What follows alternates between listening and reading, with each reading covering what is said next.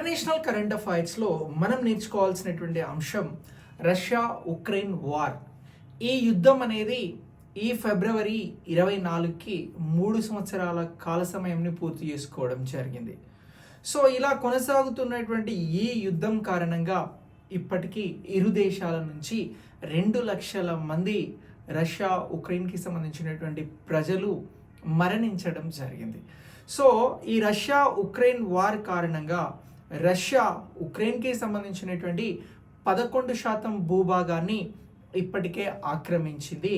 ఇక రష్యాకి సంబంధించి ఈ యుద్ధం కొనసాగుతున్నటువంటి నేపథ్యంలో ఉక్రెయిన్ నుంచి సుమారు 60 లక్షల మంది వేరే దేశాలకి వలస వెళ్ళడం జరిగింది.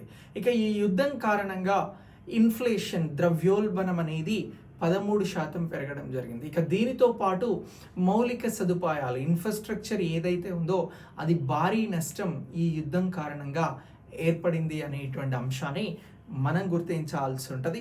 ఇంటర్నేషనల్ కరెంట్ అఫైర్స్లో మిమ్మల్ని రష్యా ఉక్రెయిన్ వార్ ఇటీవల ఎన్ని సంవత్సరాలని పూర్తి చేసుకుంది అని అడుగుతారు. 3 సంవత్సరాలని పూర్తి చేసుకున్నది అని చెప్పేసి ఆన్సర్ చేయండి. సో ఇలా ఈ అంశాన్ని మీరు ఎగ్జామినేషన్ పాయింట్ ఆఫ్ వ్యూలో అప్డేట్ చేసుకోండి. ఇలాంటి కంటెంట్ కోసం ఛానల్ని లైక్ చేసి మీ మిత్రులకి వీడియోని షేర్ చేయండి. Thanks for watching.